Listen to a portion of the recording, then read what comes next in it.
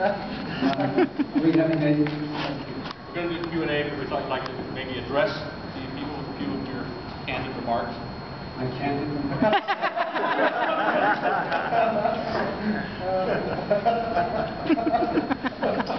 I don't have any candid remarks that I want to listen to, but I will be certainly happy to entertain any questions you might have. So anybody would like to ask a question that I can field, I will certainly do so. Yes, sir. What was your start in showbiz like? How did you get started? How did I get started into showbiz or into the acting?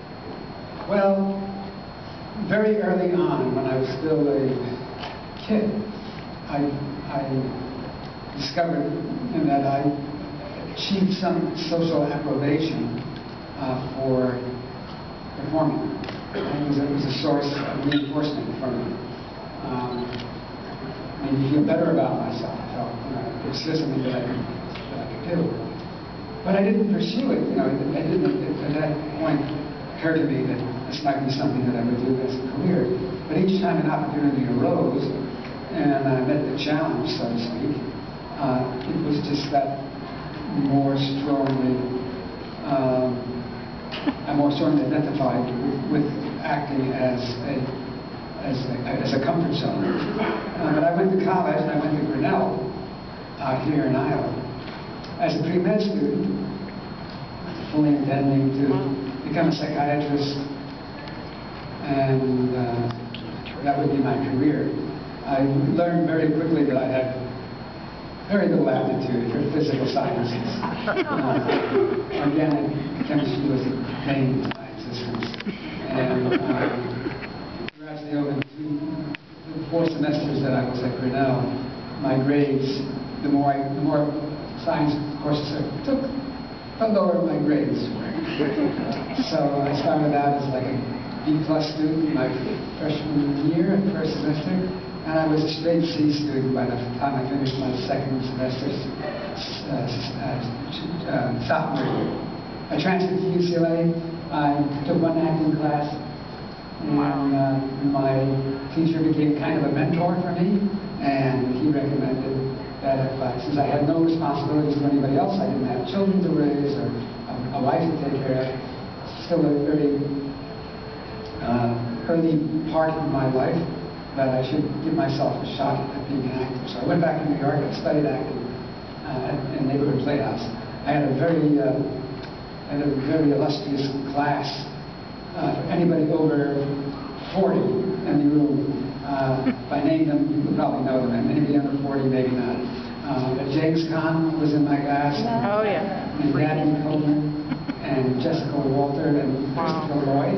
Wow. And Brenda DeCaro, and Elizabeth Ashley. All of whom became movie stars.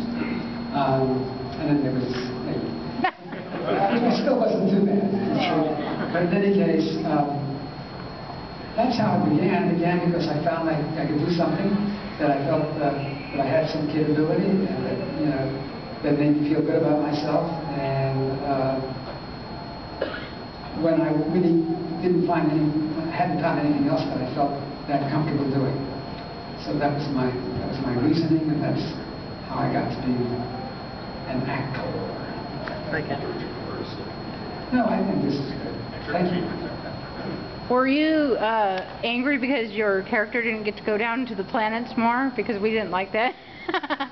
That Chekhov didn't get to go down to the planets more? Well, I think we all want to be in the action more. Right. I wanted to see Chekhov more. You got to understand, this was a cornucopia as far as I was concerned. I mean, I'd been getting a job once every 3 or 4 months as an actor, a freelance actor, and then something I was offered this television series. I thought that was wonderful. So certainly the first year I was grateful for whatever small part they gave me. I must admit by the time the 3rd season started, it was only my 2nd season, I was getting a little restless. Or before getting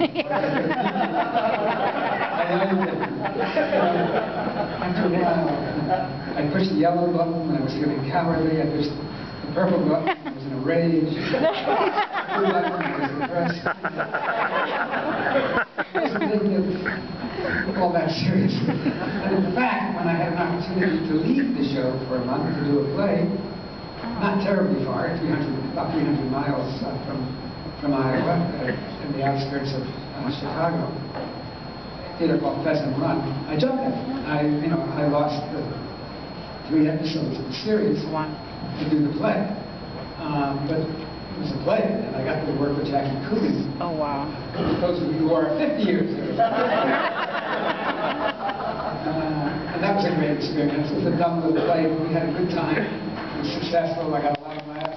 I learned to relax more and, as an actor, and just go with it. I don't regret it.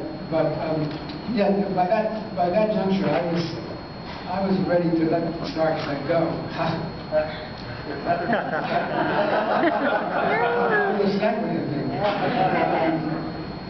But time passes, and my options becoming less and less, and my bank account is becoming less and less after Star Trek was retired, and that's the way I began with the other guy had been retired. So when the opportunity again arose to be involved, of course, I was really pleased to do so, and never regretted it since. I never regretted it. I'm very grateful for what Star Trek has done. That doesn't mean I can't complain. I would have liked to have done more. Always think about it. But the voyage home was terrific. If all my parts on Star Trek were like the voyage home, I would have had to leave.